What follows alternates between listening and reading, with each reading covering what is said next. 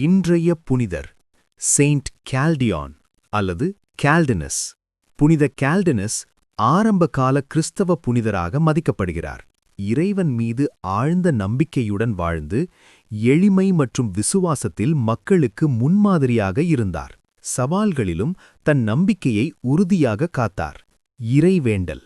அன்பான இறைவனே, புனித கால்டினஸைப் போல உம்மை முழுமையாக நம்பும் மனதை எங்களுக்குத் தாரும். எங்கள் வாழ்வில் விசுவாசத்தில் நிலைத்து உம்மை சாட்சியமாக வாழ அருள் புரியுமாக. ஆமேன்.